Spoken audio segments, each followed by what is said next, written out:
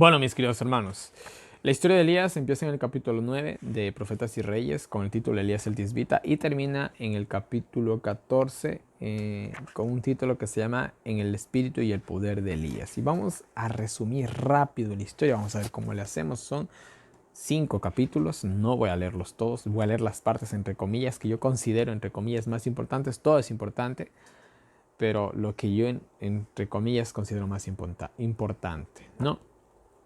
Y bueno, la historia nos empieza desde el principio, nos dice que Elías era un hombre de fe y de oración. Ojo al piojo, atención a esto. Hombre de fe y de oración.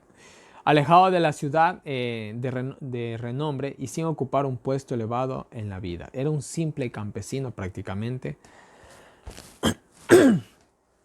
La palabra de fe y de poder estaba en sus labios y consagraba toda su vida a la obra de reforma. Era un reformador aún sin tener un cargo.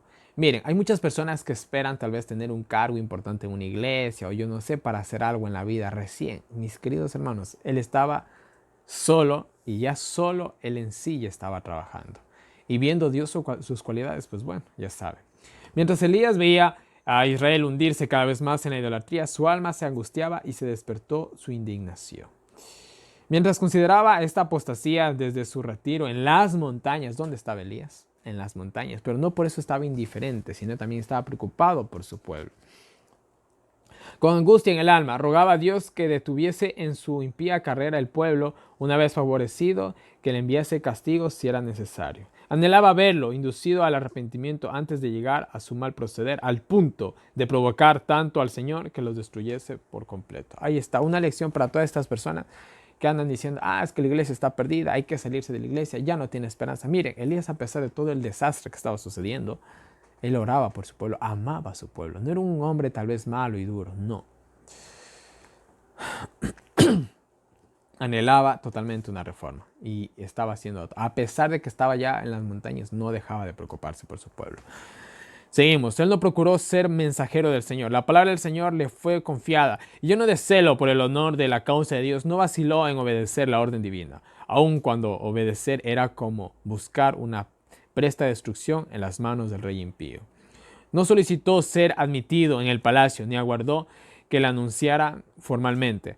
Arropado con la burda vestimenta que solía cubrir a los profetas de aquel tiempo, pasó frente a la guardia que aparentemente no se fijó en él, y se quedó un momento de pie frente al rey, frente al asombrado rey. Elías, Dios lo vio a Elías, ¿no? Y le dijo, ¿quieres una reforma? Está bien, tú vas a hacer la reforma, le dijo. Él vio las cualidades, vio el anhelo que tenía en el corazón, Dios lo utilizó, se fue ante la presencia del rey sin pedir permiso, sin esperar autorización, sin ser invitado, y dijo lo que tenía que decir. Elías no pidió disculpas por su abrupta aparición, perdón. Uno mayor que el gobernante de Israel le había comisionado para que hablase. Él no pidió permiso, no pidió autorización de la iglesia ni nada por el estilo. Él tenía que dar un mensaje, mis queridos hermanos, ¿no? Y alzando la mano hacia el cielo, afirmó solemnemente por el Dios viviente que los castigos del Altísimo están por caer sobre Israel. Declaró, vive Jehová, Dios de Israel, delante del cual estoy, que no habrá lluvia ni rocío en estos años, sino por mi palabra. Simplemente cogió, se paró, le dijo al rey lo que tenía que decirle y punto. Fue tan solo por su fe poderosa en el poder infalible de la palabra de Dios como Elías entregó su mensaje. Mientras se dirigía a Samaria, Elías había pasado al lado de los arroyos inagotables, las colinas verdeantes, ¿no? El profeta podría haberse preguntado cómo iban a secar los arroyos que nunca habían cesado de fluir, pero no dio cabida a la incredulidad. Simplemente creyó el mensaje de Dios y se lo dio al rey, ¿no? Elías desapareció tan abruptamente como se había presentado, sin aguardar para ver el efecto de su mensaje, y el Señor fue delante de él, allanándole el camino, ¿no? Me encanta esto. Verán, Elías dijo lo que tenía que decir y punto. Y se fue. Hoy en la actualidad hay muchas cosas que están pasando mal en nuestras iglesias. Está bien, y hay hermanos que cogen y exhortan, está bien, pero hay muchos hermanos que se ponen a debatir, que tratan de convencer a la iglesia, al pastor, de que están mal. No, no, no, no. Tú di lo que tienes que decir y se acabó. Nada más. ¿Saben qué? Eso está mal. Que no, que estás loco. Eso está mal y punto, porque lo dice la palabra de Dios. Si ustedes quieren seguir haciendo, háganlo. Eso es su problema. Pero la Biblia dice que eso está mal. Listo. Y eso fue lo que hizo Elías y se fue por donde viene, ¿no? El rey realizó diligentes investigaciones, pero no se pudo encontrar al profeta. La reina Jezabel, airada por el mensaje que los privaba a todos de los tesoros del cielo, consultó inmediatamente a los sacerdotes de Baal, quienes se unieron a ella para maldecir al profeta y para desafiar la ira de Jehová. O sea, al tipo lo siguieron como al billete, lo buscaron como al billete de $100, ¿no? Se difundieron prestamente por todo el país las noticias de cómo Elías había denunciado los pecados de Israel y profetizando un castigo inminente. Algunos empezaron a temer, pero en general el mensaje celestial fue recibido en escarnio y ridículo. Ah, que va a dejar de llover. Ese Elías está loco. Fue prácticamente las palabras no solamente de la corte real, sino de todo el pueblo de Israel, ¿no?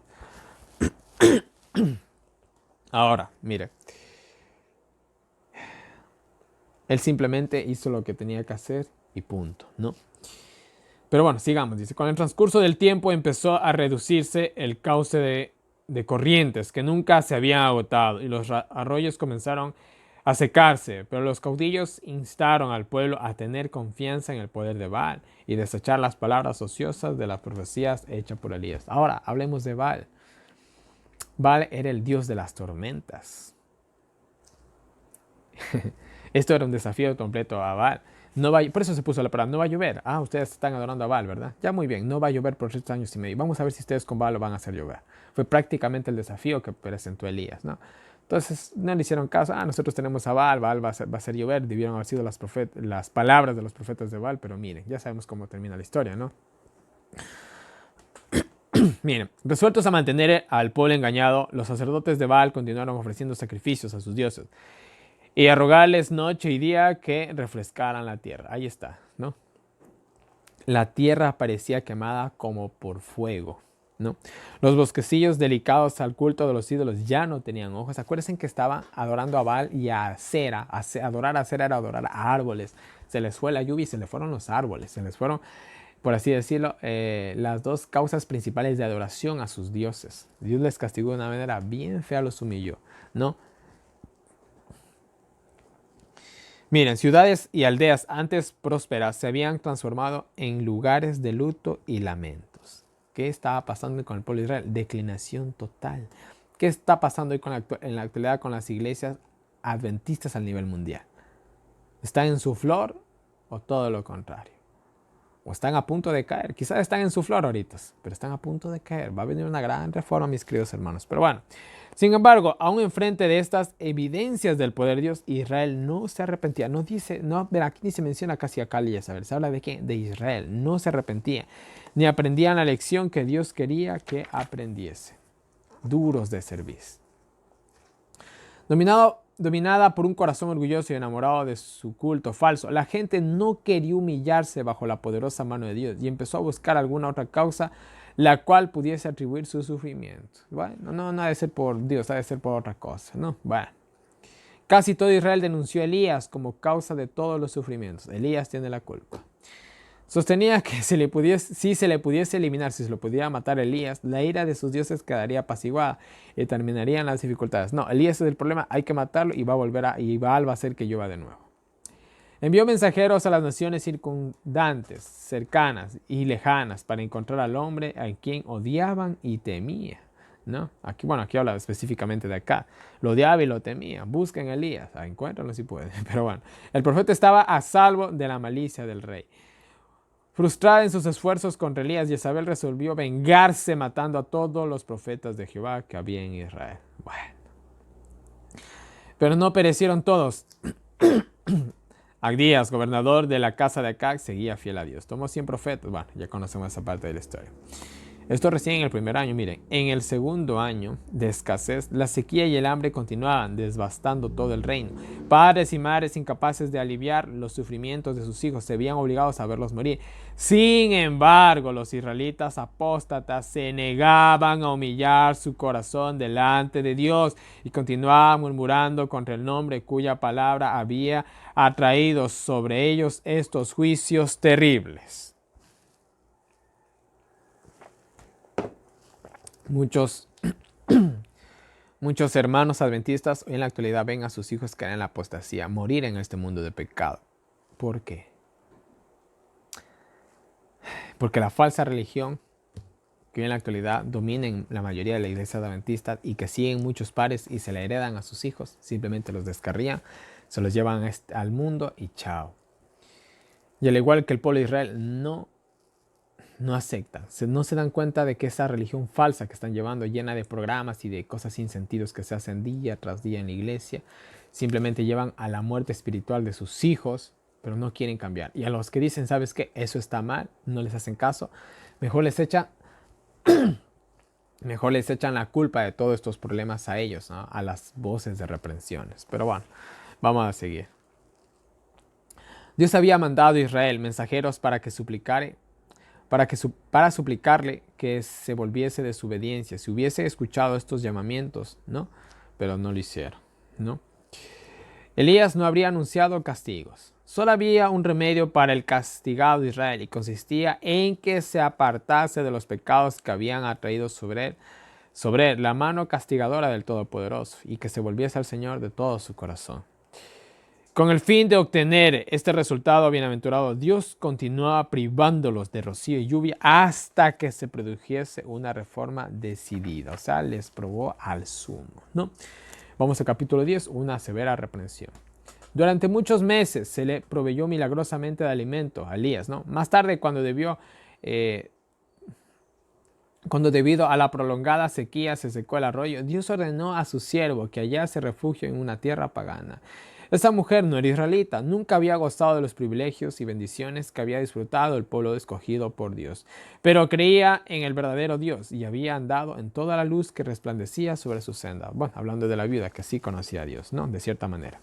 La llegada de Elías en el mismo día en que la viuda temía verse obligada a renunciar a la lucha para sustentar su vida, probó hasta lo sumo la fe de ella en el poder del Dios viviente para proveerle lo que necesitaba, pero aún en su extrema necesidad reveló su fe cumpliendo la petición del forastero que solicitaba compartir con ella su último bocado. Fue probada al máximo la fe de la viuda. Después de estas cosas, aconteció que cayó enfermo el hijo de la ama de casa y la enfermedad fue tan grave que no quedó en él resuello, o sea, murió. La viuda de Sarepta compartió su poco alimento con Elías y en pago fue preservada su vida y la de su hijo. Y a todos los que en tiempo de prueba y escasez dan simpatía y ayuda a otros más menesterosos, Dios ha prometido una gran bendición para ellos, ¿no?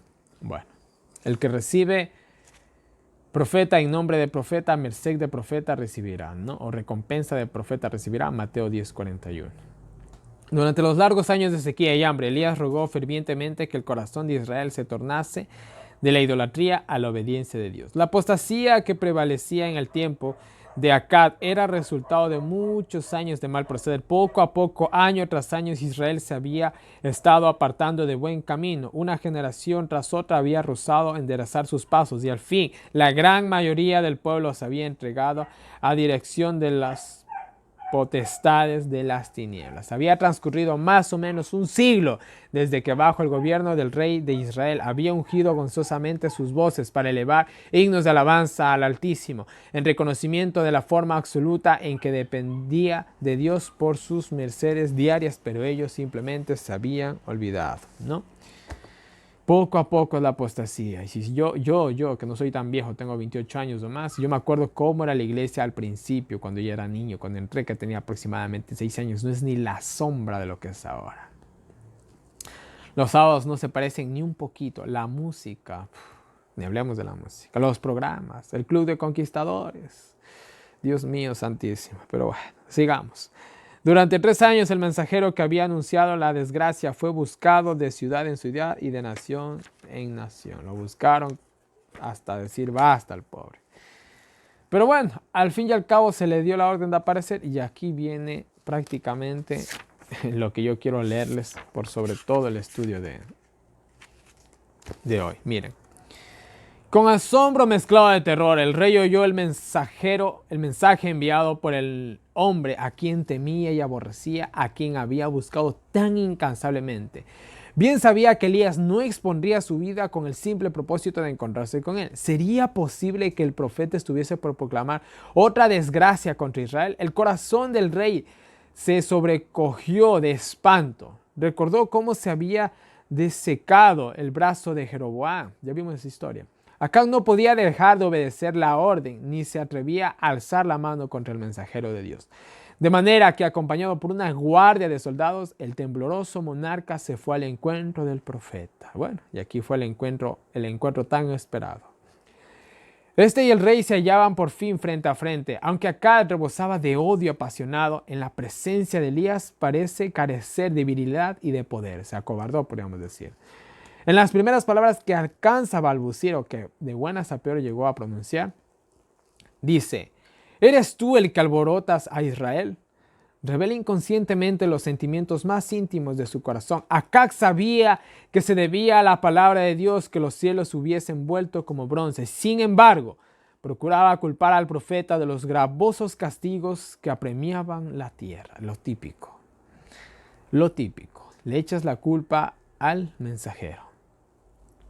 Es natural que el que obra mal tenga a los mensajeros de Dios por responsables de las calamidades que son el seguro resultado que produce el desviarse del camino de la justicia. Cegados por el pecado, se niegan a arrepentirse, consideran que los siervos de Dios se han vuelto contra ellos y que merecen la censura más severa. ¿Cuántos de nosotros, de los que estamos viendo este video, hemos sido prohibidos de los púlpitos por decir la verdad? Nunca olvidaré una plática con algunos pastores, ¿no? La típica: pero tú no digas nada. Pero es la verdad, sí, pero tú no lo digas. Pero miren, esto está, sí, pero no lo publiques en internet, pero ustedes ya lo publicaron. O sea, ¿a mí de qué me están culpando? Esa es la típica, era la típica día tras día, tras día, tras día. Cállate, no digas nada. O sea, ustedes pueden hacer 1000 barbaridades y nadie puede decir nada. Ellos pueden hacer 1000 apostasías y uno no puede reclamar. O sea, y a la final, ¿quién es el culpable? No, es que esos hermanos están alborotando la iglesia. Ellos son. Cuando hubo el problema de la ordenación de la mujer, nunca olvidaré. No digas nada, pero si yo no estoy ordenando mujeres, es que tú estás haciendo que la iglesia se pierda, pero yo no soy el que estoy poniendo mujeres. Es la típica, echarle la culpa a los mensajeros y por eso los tratan de callar, de censurar y sigamos en la apostasía, no pasa nada. Que se siga cometiendo el pecado y que nadie lo reclame. No reclaman el pecado, no se centran en el pecado, sino en los que denuncian el pecado. Eso no tiene sentido, mis queridos hermanos, no tiene sentido. De pie y consciente de su inocencia delante de Acab, Elías no intenta disculparse ni halagar al rey, tampoco procura eludir la ira del rey, dándole la buena noticia de que la sequía casi terminó. No tiene por qué disculparse, lleno de indignación y de ardiente anhelo de ver honrar a Dios. Devuelve acá su imputación, declarando intrépidamente al rey que son sus pecados y los de sus padres lo que atrajo sobre Israel esta terrible calamidad. Yo no he alborotado a Israel, asevera audazmente Elías, sino tú y la casa de tu padre, dejando los mandamientos de Jehová y siguiendo a los Baales. Ahí está, sin temor. No es mi culpa, son ustedes los que están metiendo la apostasía. Yo la estoy reclamando, fueron las palabras de Elías. Hoy también, escuchen, hoy también es necesario que se eleve una reprensión severa, porque graves pecados han separado al pueblo de su Dios.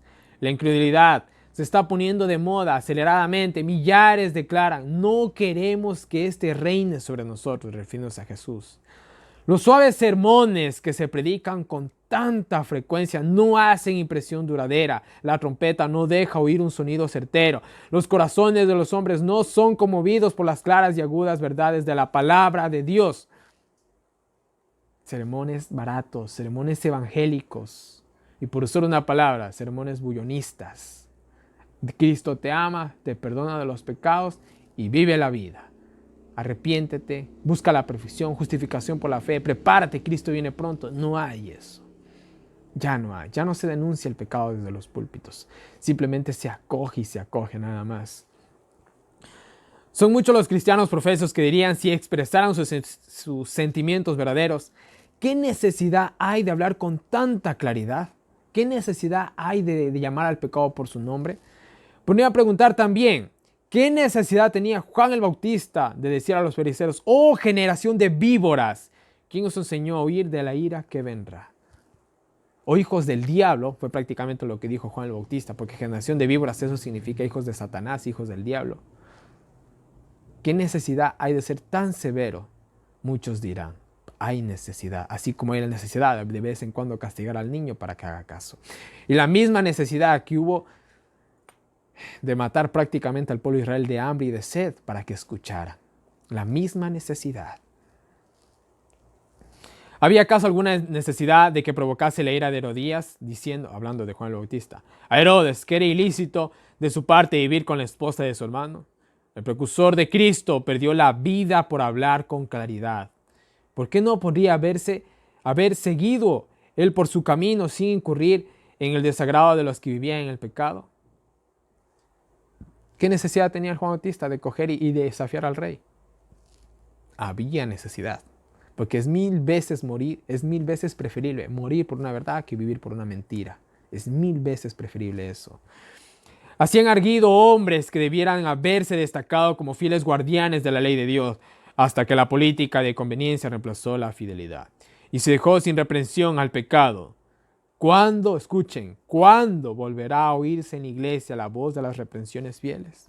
¿Cuándo? Hay hermanos que viven en el pecado y vean, como dan el diezmo fiel y dan bastante, no se dice nada. Tú eres aquel hombre. Es muy raro que se oigan en los púlpitos modernos, o que se lean en la prensa pública, palabras tan inequívocas y claras como las dirigidas por Natán a David. Si no escasearan tanto, veríamos con más frecuencia manifestaciones del poder de Dios entre los hombres. Los mensajeros del Señor no deben quejarse de que sus esfuerzos permanecen sin fruto. Si ellos mismos no se arrepienten de su amor por la aprobación de su deseo de agradar a los hombres, que los induce a suprimir la verdad. Los ministros que procuran agradar a los hombres o a sus miembros de iglesia y claman paz, paz, cuando Dios no ha hablado de paz, debieran humillar su corazón delante del Señor y pedirle perdón por su falta de sinceridad y de valor moral. No es el amor a su prójimo lo que induce a suavizar el mensaje que se les ha confiado, sino el hecho de que procuran complacerse a sí mismos y aman su comodidad. Un ejemplo práctico. Oye, no vayas por ese camino que por ahí hay serpientes, hay culebras por ahí. Oye, no le digas, lo estás asustando. Déjale nomás que se vaya. Es lo mismo. Hoy en la actualidad es lo mismo, pero reprendan el pecado, díganle que está mal. No es que la gente se asusta, no es que la gente se resiente, pero es la verdad. Los estás llevando a la perdición si no los rescatas del pecado. Eso es lo que está sucediendo. Sigamos leyendo. Cuando las almas están en peligro, los ministros de Dios, los pastores de Dios, no se tendrán en cuenta a sí mismos, sino que pronunciarán las palabras que se les ordenó pronunciar y se negarán a excusar el mal o hallarle paliativos o excusas. Deben denunciar el pecado, pero hoy no se hace. Mejor ellos participan en eso. El sábado se profana a diestra y a siniestra, no les importa, simplemente por llenar una bendita agenda de iglesia. Ojalá que cada ministro, ojalá que cada pastor comprendiese cuán sagrado es su cargo y santa su obra, y revelase el mismo valor que manifestó Elías. Como mensajeros designados por Dios, los ministros ocupan puestos de tremenda responsabilidad a cada uno de ellos. Le toca cumplir este consejo. Reprende, exhorta con toda paciencia y doctrina. Reprende y exhorta. Es que estás juzgando. No, busquen en el diccionario la palabra juzgar y díganme si significa lo mismo que exhortar y reprender. Deben trabajar en lugar de Cristo como dispensadores de los misterios del cielo, animando a los obedientes y amonestando a los desobedientes. Las políticas del mundo no deben tener peso para ellos, no deben desviarse de la senda por la cual Jesús les ha ordenado andar. Deben ir adelante con fe, recordando que los rodea una nube de testigos. No les toca pronunciar sus propias palabras, sino las que les ordenó decir uno mayor que los potentados de la tierra. Su mensaje debe ser: así dijo Jehová. Dios llama a hombres como Elías, Natán y Juan el Bautista, hombres que darán su mensaje con fidelidad, irrespectivamente de las consecuencias, hombres que dirán la verdad con valor, aun cuando ello exige el sacrificio de todo lo que tienen. Dios quiere valientes, no quiere cobardes.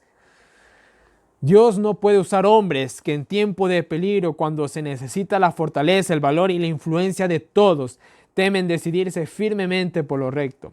Llama a hombres que pelearán fielmente contra lo malo, contra los principados y potestades, contra los gobernantes de las tinieblas de este mundo, contra la impiedad espiritual de los encumbrados. A los tales dirigirá las palabras: bien, buen siervo fiel, entra en el gozo de tu Señor.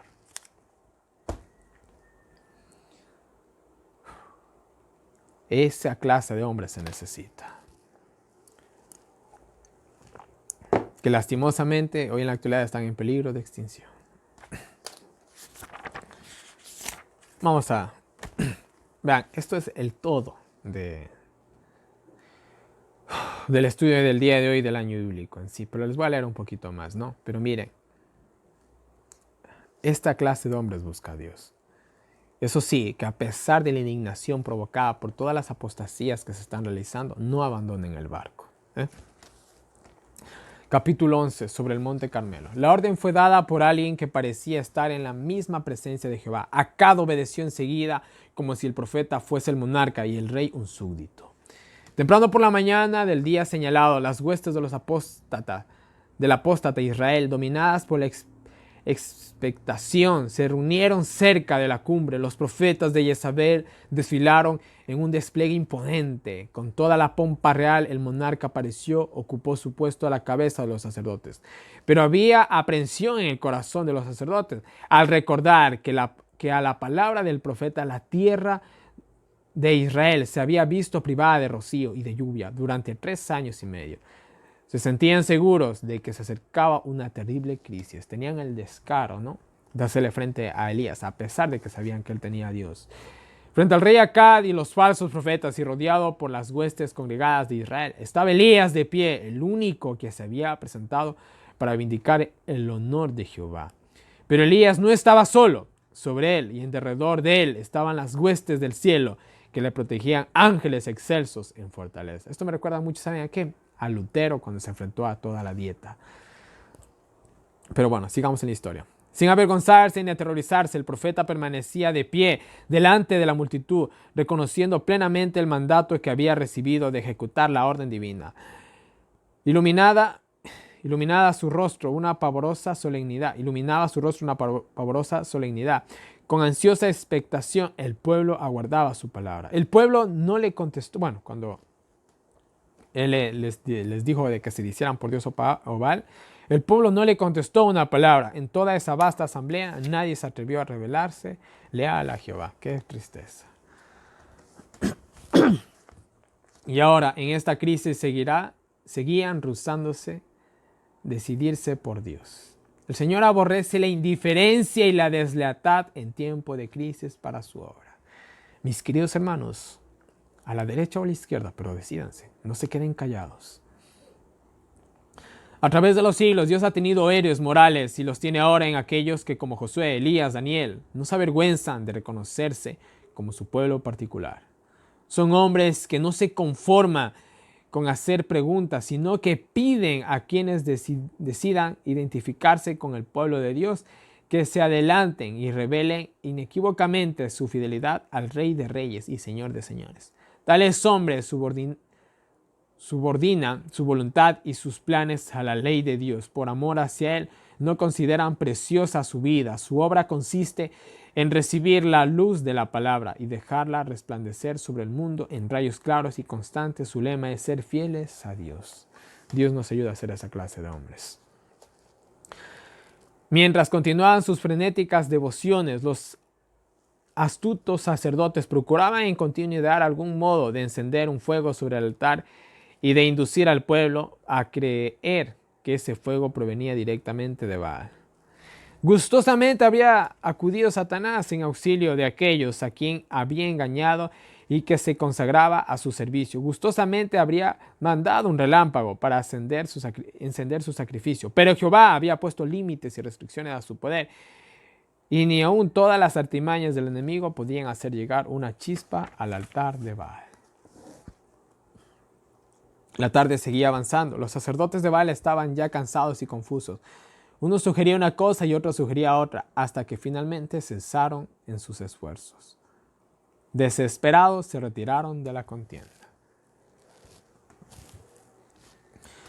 Muchos de los que formaban parte de la multitud estaban cansados de las manifestaciones demoníacas.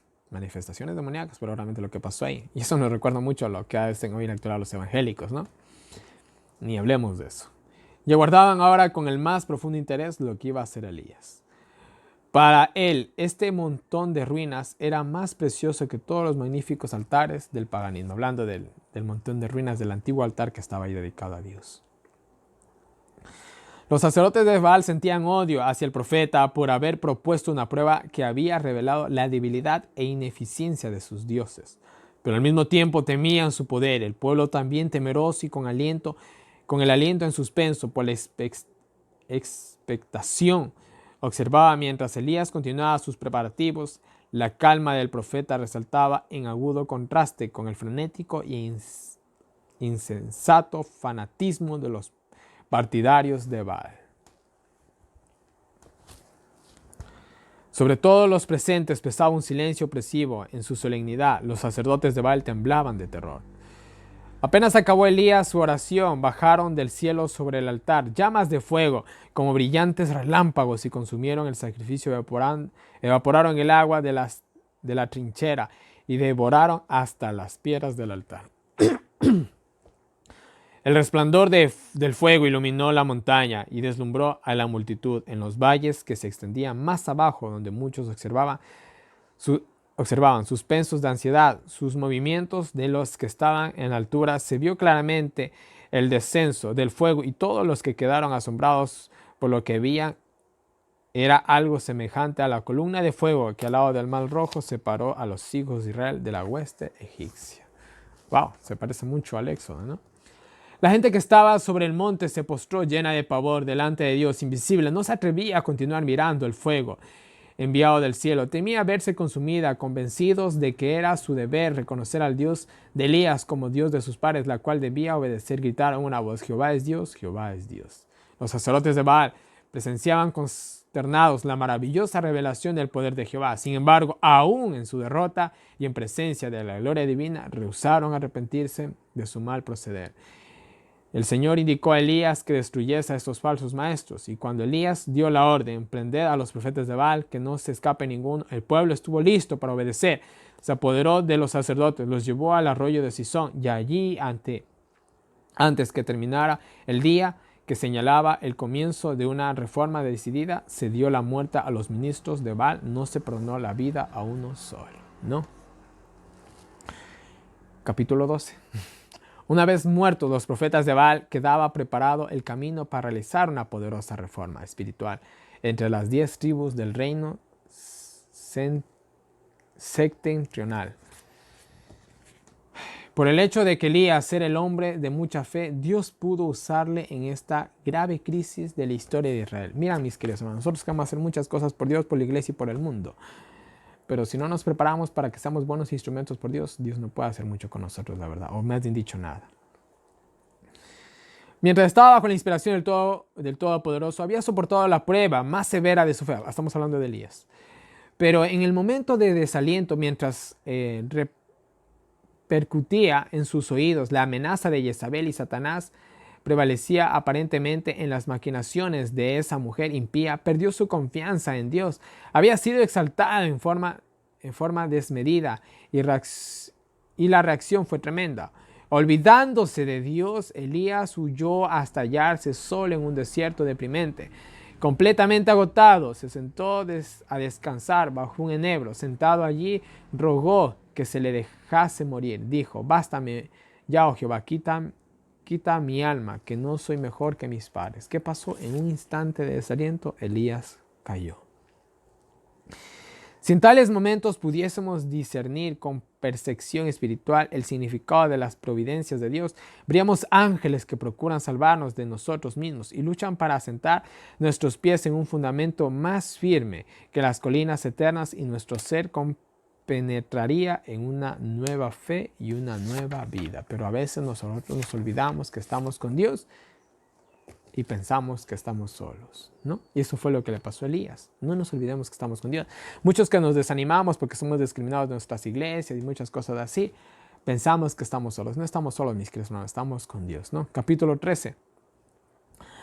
Aunque el lugar del monte Oreb, el cual Elías se había retirado, era un sitio oculto para los hombres, era conocido por Dios, y el profeta, cansado y desalentado, no fue abandonado para que luchase solo con las potestades de las tinieblas que le apremiaban. En la entrada de la cueva donde Elías se había refugiado, Dios se encontró con él por medio de un ángel poderoso enviado para que averiguase su necesidad y le diese a conocer el propósito divino para con Israel. Miren, Dios no lo dejó solo. Dios pregunta a su servo: ¿qué haces aquí, Elías? Te mandé al arroyo de Cherit y después al avión de Sarepta. Te ordené que volvieses a Israel y te presentases ante los sacerdotes idólatras en el monte Carmelo. Luego te ceñí de fortaleza para guiar el carro del rey hasta la puerta de Jerzel. Pero ¿quién te mandó a huir apresuradamente al desierto? ¿Qué tienes que hacer aquí? Dios no lo había mandado, no tenía nada que hacer él ahí. Bueno, sigamos. Sabía ahora que era después de su experiencia, ¿no? Sabía ahora que una tranquila confianza y el apoyarse firmemente en Dios le proporcionarían siempre ayuda en tiempo de necesidad. No es siempre la presentación más sabia de la verdad de Dios lo que convence y convierte el alma. Los corazones de los hombres no son alcanzados por la elocuencia ni la lógica, sino por las dulces influencias del Espíritu Santo que obra quedamente y sin embargo en forma segura para transformar y desarrollar el carácter. Es la queda vocecita del Espíritu de Dios la que tiene poder para cambiar el corazón. A veces nos hace simplemente falta un silbido apacible de Dios para ser transformados, ¿no? Elías había pensado que era el único que adoraba al verdadero Dios en Israel, pero el que lee en todos los corazones reveló al profeta que eran muchos los que a través de los largos años de apostasía habían permanecido fieles. Dijo Dios: yo haré que queden en Israel 7,000, todas rodillas que no se encorvaron a Baal y bocas todas que no la besaron, ¿no? La apostasía que prevalece hoy es similar a la que se extendió en Israel en tiempos del profeta. Multitudes siguen hoy a Baal al exaltar lo humano sobre lo divino, al alabar a los dirigentes populares, a los pastores, al rendir culto a Mamón, al dinero, y al colocar las enseñanzas de la ciencia sobre las verdades de la revelación. La duda y la incredulidad están ejerciendo su influencia nefasta sobre las mentes y los corazones, y muchos están reemplazando los oráculos de Dios por las teorías de los hombres. Prefieren las prédicas de los hombres antes que la palabra de Dios. Se enseñan públicamente que hemos llegado a un tiempo en que la razón humana debe ser exaltada sobre la enseñanza de la palabra o los derechos humanos. La ley de Dios divina, norma de la justicia, se declara anulada. El enemigo de toda verdad está obrando con poder engañoso para inducir al hombre y mujeres a poner las instituciones humanas donde Dios debería estar y olvidar lo que fue ordenado para la felicidad y la salvación de la humanidad. Induce a algunos a olvidar su alta y santa misión y hallar satisfacción en los placeres de esta vida. Los mueve a buscar comodidad o a dejar los lugares donde podrían ser una potencia para el bien y a preferir los que les ofrezcan mayores ventajas mundanales. A otros induce a huir de su deber, desalentados por la oposición o la persecución. Lo mismo que le pasó a Elías, ¿no? El abatimiento puede hacer vacilar la fe más heroica y debilitar la voluntad más firme, Pero Dios comprende y sigue manifestando compasión y amor. Lee los motivos y los propósitos del corazón. Aguardar con paciencia, confiar cuando todo parece sombrío. Es la lección que necesita aprender los dirigentes de la obra de Dios. El cielo no los desamparará en el día de su adversidad. No hay nada que parezca más impotente que el alma que siente su insignificancia y confía plenamente en Dios. Y en realidad no hay nada que sea más invencible, ¿no? Y el último capítulo que nos habla en el espíritu y en el poder de Elías, ¿no? Bueno, no les voy a leer aquí mejor. Bueno, les voy a leer un par de párrafos. Les voy a leer los párrafos finales nomás, ¿ya?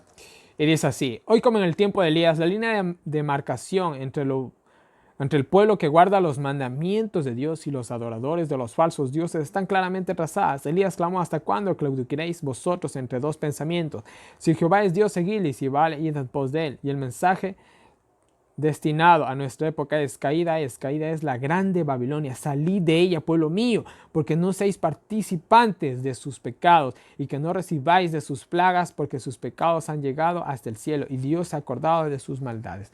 Ese es el mensaje que deberíamos de dar hoy, mis queridos hermanos.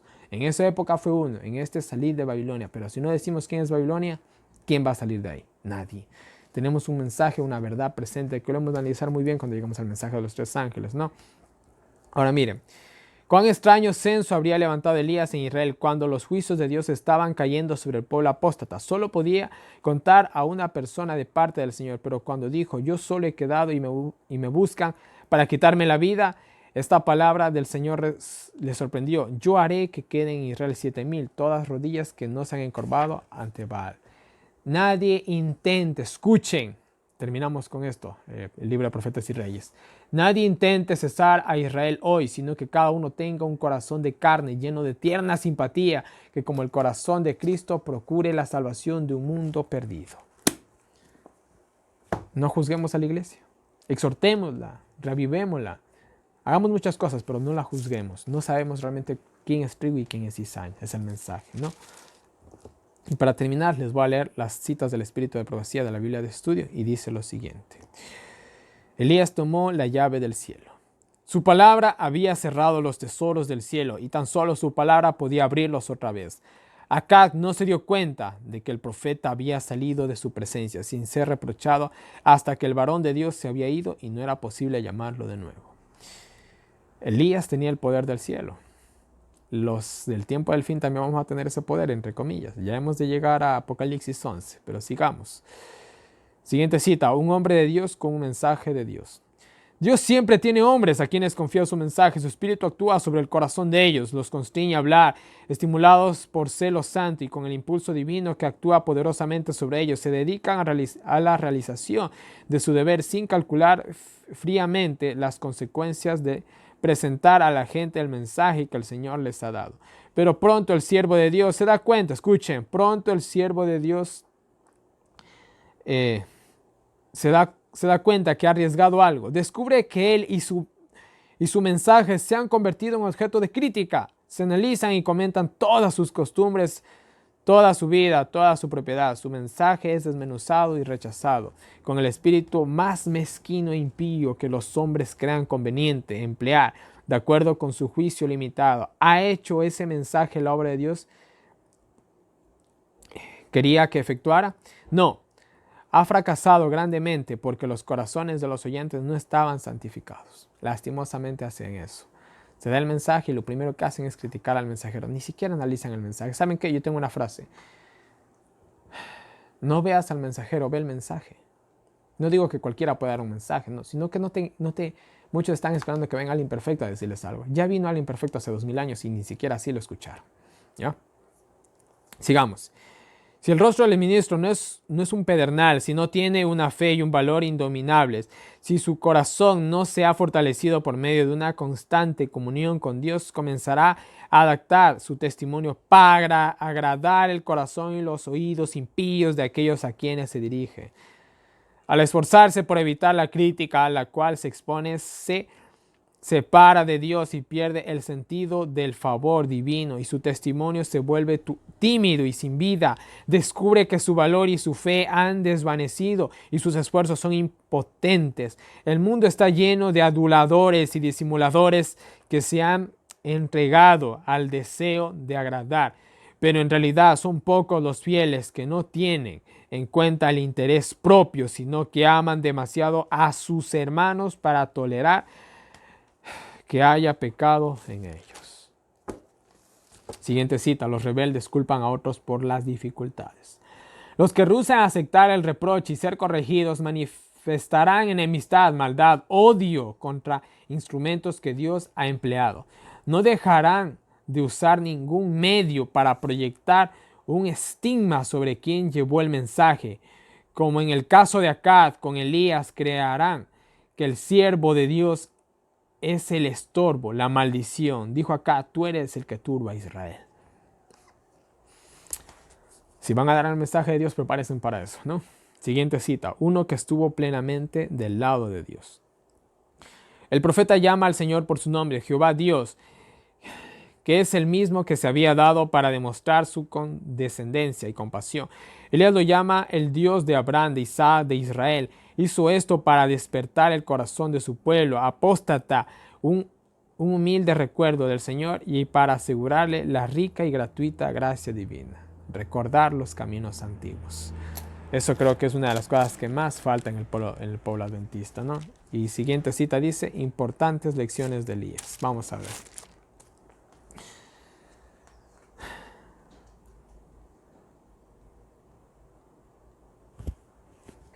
Dios no siempre responde a nuestras oraciones a la primera vez que lo invocamos. Si así lo hiciera, daríamos por sentado que tenemos derecho a todas las bendiciones y favores que nos concede. En vez de escudriñar nuestro corazón para ver si albergamos algún mal, si hay algún pecado fomentado, nos volveríamos descuidados y dejaríamos de comprender nuestra dependencia de Dios y nuestra necesidad de su ayuda, ¿no? Y siguiente cita nos dice: el escudriñamiento del corazón de Elías. El siervo vigiló mientras oraba Elías. 6 veces volvió de su puesto de observación diciendo: no hay nada, no hay una nube, no hay señal de lluvia. Pero el profeta no se entregó al desánimo, prosiguió repasando su vida para ver dónde había fallado en honrar a Dios, confesó sus pecados y así continuó afligiendo su alma delante de Dios, mientras vigilaba para ver si había una señal de que su oración había sido contestada. Mientras escudriñaba su corazón, se sentía cada vez más pequeño, tanto en su propia estimación como a la vista de Dios. Le parecía que no era nada y que Dios era todo. Y cuando llegó al punto de renunciar al yo, entregó, y entre tanto que se aferraba al Salvador como su única fortaleza y justicia, vino a la respuesta: apareció el siervo y dijo: veo una pequeña nube como la palma de la mano de un hombre que sube del mar. Elías tenía que ponerse a cuentas con Dios. A pesar de que era profeta de Dios, no era un santo, ni era perfecto, pero parece ser que sí la alcanzó después de su experiencia, ¿no? Y bueno, vamos con las antepenúltima cita. Dice: acudir a Dios mantiene en alto el valor. Por más animoso que sea un hombre y por mucho éxito que tenga en la realización de una obra especial, se desanimará a menos que acuda constantemente a Dios cuando surjan circunstancias que pongan a prueba su fe, aún después de que Dios haya dado nítidas señales de su poder, después de que se haya fortalecido para hacer la obra de Dios, fracasará a menos que confíe implícitamente en la omnipotencia, lo que le pasó a Elías. Es que, bueno, ya hicimos muchas cosas. No, sigue, nunca puedes separarte de Dios, ni por un instante. Y la penúltima cita nos dice: muchos no se han inclinado ante Baal. En nuestras ciudades hay miles que tienen el temor de Dios, que no han doblado las rodillas ante Baal. El mundo no les presta atención debido a que muchos de ellos son de condición humilde, pero aunque están ocultos en los caminos y los vallados, buscan a Dios. Y la última cita nos dice: el carácter de Eliseo. La atención de Elías fue atraída por Eliseo, el hijo de Safat, que junto con sus siervos araba con 12 yuntas de bueyes. Era educador, director y obrero. Eliseo no vivía en las ciudades densamente pobladas, igual que Elías. Su padre trabajaba la tierra, era agricultor. Eliseo había recibido su educación lejos de la ciudad y de la corrupción de la corte. Había adquirido hábitos de sencillez, de obediencia a sus padres y a Dios. Así, en la quietud y el conocimiento, estaba preparado para la humilde obra de cultivar la tierra. Pero aunque era de un espíritu humilde y tranquilo, Eliseo no tenía un carácter voluble. Poseía integridad, fidelidad y amor y temor de Dios. Tenía las características de un dirigente, pero además poseía la humildad del que está dispuesto a servir. Su mente se había ejercitado en las cosas pequeñas para ser fiel en cualquier cosa que le correspondiera realizar, de manera que si Dios llamaba para ocuparse en algo más directo para el cielo, estaba preparado para oír su voz. Había riquezas en el hogar de Eliseo, pero comprendía que para obtener una educación completa debía ser un obrero perseverante en cualquier trabajo que necesitara ser hecho. No había permitido que en nada estuviera menos informado que los siervos de su padre. Había aprendido a servir primero a fin de saber dirigir, instruir y gobernar. Eliseo esperaba tranquilamente, realizando su obra con fidelidad. Día tras día, mediante la obediencia práctica y gracia divina en la cual confiaba, adquiría rectitud y vigor de propósito. Mientras que hacía todo lo que podía cooperando con su padre en la empresa hogareña, efectuaba un servicio para Dios, estaba aprendiendo a cooperar con Dios. De manera increíble, él en su diario vivir se estaba preparando para la gran comisión que Dios le había encomendado. Y mis queridos hermanos, hay tanto que decir y a mí ya se me fue el tiempo acerca de la historia de Elías, pero bueno, creo que en el día de mañana les he de comentar más cositas, ¿ya? Vamos a dejarlo por el momento aquí, pero hemos aprendido grandes lecciones, lo he hecho un poco rápido, pero bueno, no quiero tampoco tenerlos aquí todo el día a ustedes, ¿no? Y bueno, he dividido este video en dos partes, ¿no? Esta es la segunda parte, como ya se habrán dado cuenta. Y bueno, mis queridos hermanos, una vez más en pantalla está toda mi información de contacto para todas las personas que me quieran agregar WhatsApp, recibir los enlaces del año bíblico, los audios del año bíblico, preguntas, sugerencias, correcciones, cualquier cosita, háganme llegar. Si quieren pertenecer a un grupo de estudio del año bíblico, avísenme de igual manera. Ahí tienen las diferentes maneras en las que me pueden colaborar. Muchas gracias. En la descripción de este video tiene un enlace para PayPal, para los que me quieran colaborar por ese medio. No se olviden de ir a diagramas para que se descarguen los diagramas, que están muy buenos. Los diagramas que les dejé hoy están muy buenos, la verdad. Y bueno, ya. Más les traigo para el día de mañana con la historia de Elías, ¿ya? Nada más. Agradecer a las personas que me siguen colaborando con el proyecto del año bíblico. Muchas gracias.